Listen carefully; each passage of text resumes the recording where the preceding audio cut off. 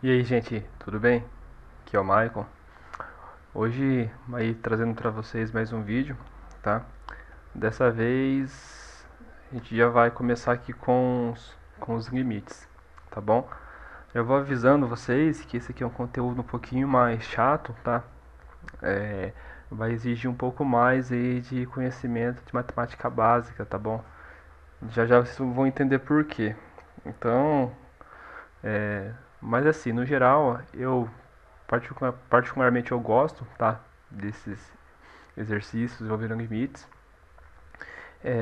A gente consegue usar vários artifícios aí da matemática para poder resolver, tá bom? Então, bem assim, ó, bem tranquilo, já vem com a cabeça aberta, tá? Prestando atenção, seguindo aqui os passos que eu vou te mostrar e praticando depois, que é o mais importante, você vai conseguir resolver isso aqui tranquilamente. No começo, eu confesso, realmente é um pouquinho talvez chato de entender, mas conforme você vai praticando, vai ficando cada vez mais fácil, tá bom? Então, não olhe para isso daqui assustado, tá bom? A gente vai ver como é bem simples de resolver. Primeira coisa, o que é um limite, tá? Só, pessoal, para deixar bem claro, nesse vídeo aqui eu não quero perder tempo explicando muita teoria, tá bom?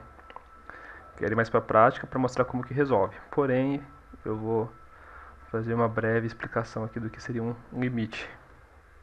Só um exemplo. Por exemplo, eu tenho aqui uma curva, tá? Isso daqui é uma função f de x. E vamos supor que aqui no eixo x eu tenho um ponto qualquer aqui. Vou chamar de ponto C, tá? De ponto C, certo? Deixa eu apagar aqui, ó. Tá? Então isso aqui é a nossa função, certo? Vou chamar isso aqui de ponto C. Esse ponto C, se eu vier aqui, ó, ele vai me dar um valor aqui no eixo y, tá? Então aqui é o x e aqui é o y, certo? Então se eu pegar um ponto aqui em x, né, de ponto C, eu vou ter aqui um valor, vou chamar de L, aqui em y, certo? Então o que seria um limite? Um limite nada mais é eu buscar entender como que essa função se comporta quando eu me aproximo esse valor c, entendeu? Então, por exemplo, qual valor essa função assume quando eu me aproximo de um valor c, certo? Então, o que interessa para a gente não é exatamente esse ponto C, e sim o que acontece quando eu me aproximo de C, seja pela direita ou pela esquerda. Porque, por exemplo, por que não me interessa saber o ponto C? Por conta disso, ó, vamos fazer aqui um outro exemplo aqui embaixo. Então aqui a gente tem o eixo aqui das abscissas e o eixo das ordenadas, certo? Então, aí aqui, vamos fazer aqui um outro gráfico. Tem um gráfico dessa forma, por exemplo, tá? Poderia ser qualquer gráfico, qualquer modelo aqui. Aí é o seguinte, vamos supor que eu quero que nesse ponto aqui, ó, que bem nesse ponto, deixa eu fazer apagar aqui, ó, que bem nesse ponto aqui tem uma bolinha aberta, certo? Como a gente viu, bolinha aberta quer dizer que esse ponto aqui não pertence ao domínio dessa função. Então aqui eu tenho uma função chamada g de x, tá? E se eu pegar esse ponto aqui, ó, vamos chamar de um ponto A, tá? E vier para cá, o que vai acontecer? Aqui é um valor, chamar um valor L também, tá? Então você concorda que se eu pegar um valor A aqui, ó, exatamente esse valor a minha função ela não existe para esse ponto? Por quê? Porque eu tenho bolinha aberta. Então a minha função ela não é contínua nesse ponto, certo? Então eu não posso pegar esse valor. Se eu pegar esse valor A, o que acontece? Se eu pegar aqui, ó, essa função aqui, ó, só que um g de A, eu vou ter aqui que ela não existe, porque ela não está definida para x igual a por conta dessa bolinha aberta. Então, aí que entra um limite. Porém, que vai acontecer aqui? Se eu pegar essa função x aqui, g de x, certo? E fizer o seguinte, limite dessa função g de x quando o meu x tende a A. Aí, o que eu vou fazer nesse caso? Como ela não está definida, eu não quero saber o que acontece quando x é exatamente A, porque eu já sei que ela não está definida para valores igual a A. Então, o que a gente faz? A gente faz aqui, ó, x tende a A pela direita, você já vai entender o que é.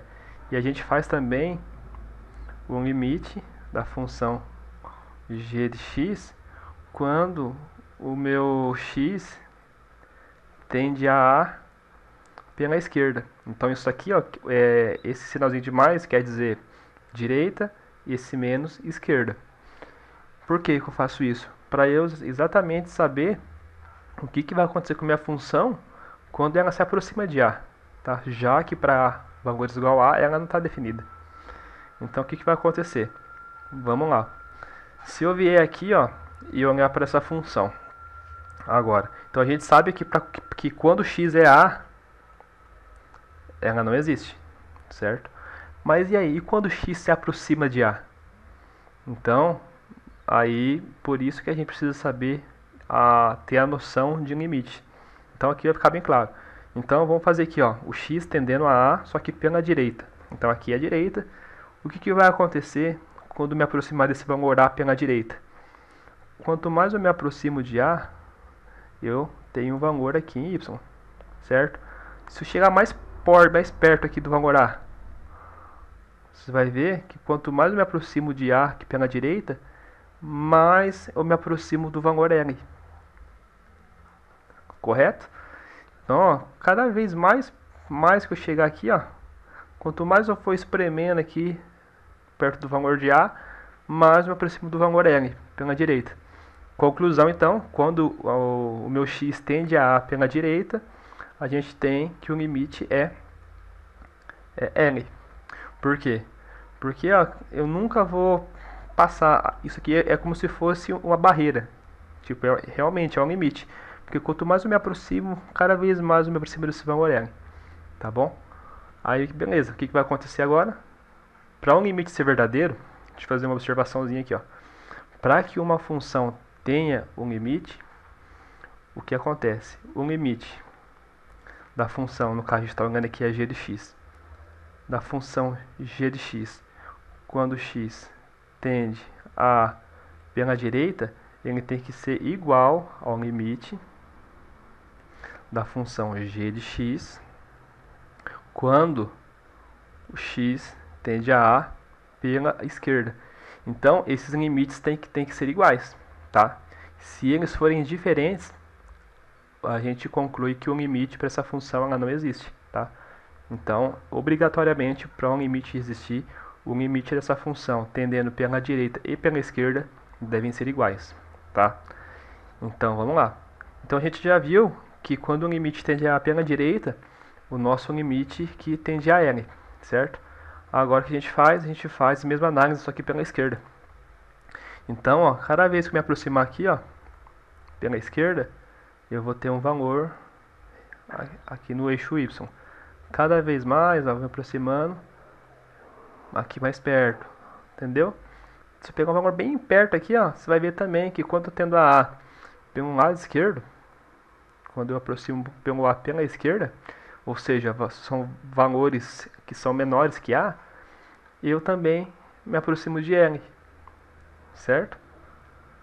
Isso aqui tem que ficar bem claro, tá? Isso aqui é uma noção bem intuitiva, tá, de limites. Então, quando eu tendo a pela esquerda, o meu limite também vai para L, certo? Então, qual que é a conclusão? A gente olha se os limites laterais são iguais. Então, ó, o limite da função quando x tende pela direita é L, e quando tende pela esquerda também é L. Então, logo isso quer dizer o quê? Que a nossa... puxar para cá. Que o limite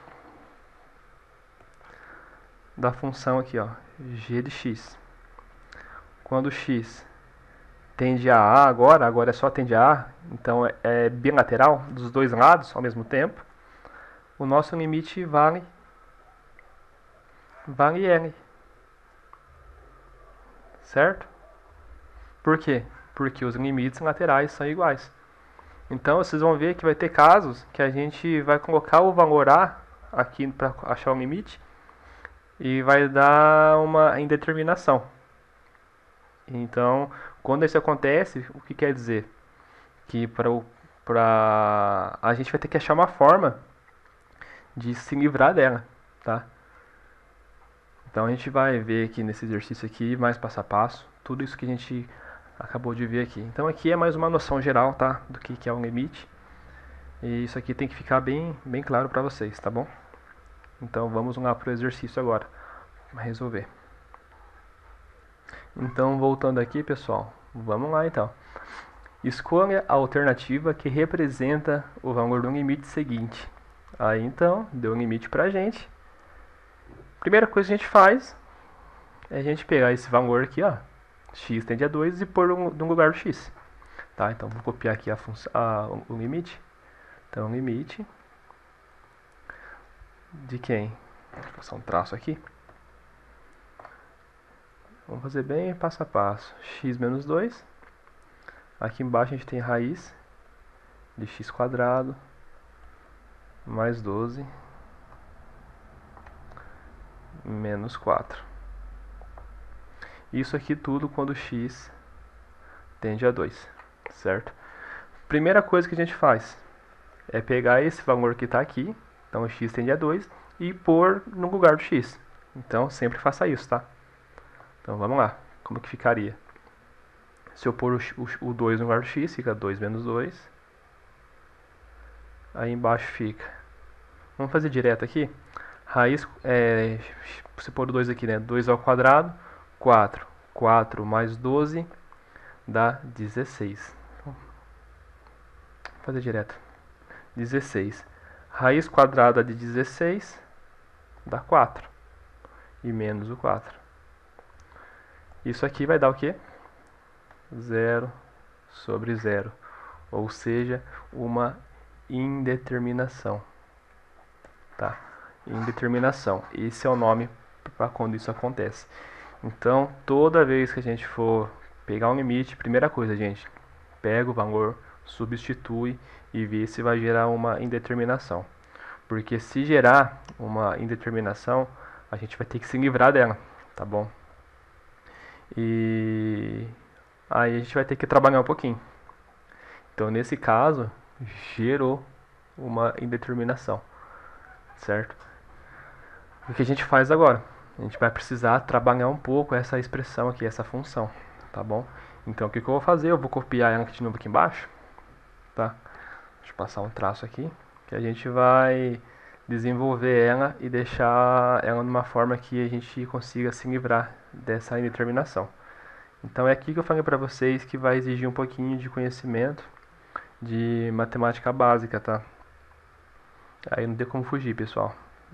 Vamos ter que quebrar a cabeça e correr atrás do prejuízo, tá? Caso não entenda alguma coisa, tá bom?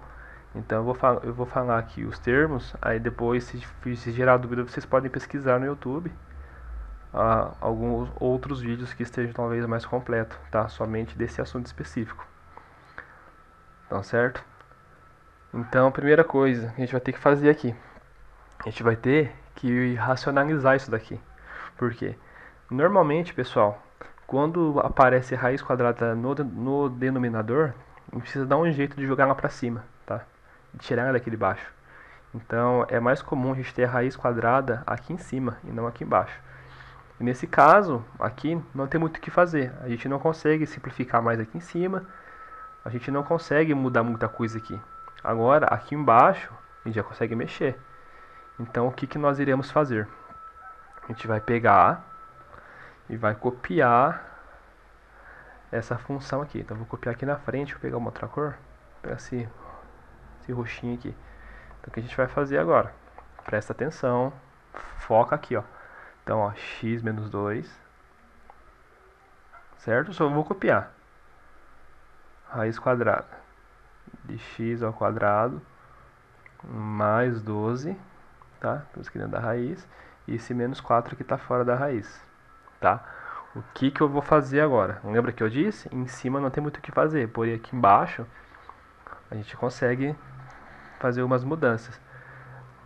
Então o que eu vou fazer? Eu vou multiplicar essa fração pelo conjugado desse cara aqui, ó. Conjugado, o que é isso, Michael? Gente, conjugado, vamos lá. Eu tenho dois valores aqui, certo? Separado por um sinal. Poderia ser de mais ou de menos. O que eu quero que vocês entendam. Eu tenho dois valores. Um valor tem raiz e o outro não tem raiz. Tá bom? Poderia ser os dois com raiz também, não tem problema. Mas aqui, ó, entenda isso. Eu tenho dois valores separados aqui por um sinal de menos ou de mais. A gente, basicamente, vai copiar esse cara aqui. Como? Fica vendo. Não é difícil. A gente vai copiar em cima e embaixo. Por quê? Já vou explicar para vocês também. Ó, x ao quadrado mais 12. Ah, Mike, o menos 4 não vai vir? Vai. Com um detalhe. Ele vai com o sinal trocado. Isso que é conjugado, pessoal. É você copiar esse cara e trocar o sinal. Só que a gente faz o quê? Embaixo a mesma coisa. X quadrado mais 12 e mais 4. Nossa, Michael, mas por que? Pode fazer isso? Pode. Você concorda que essa divisão aqui dá 1? Eu tenho raiz de x quadrado mais 12 mais 4 dividido pela mesma coisa, por raiz de x quadrado mais 12 mais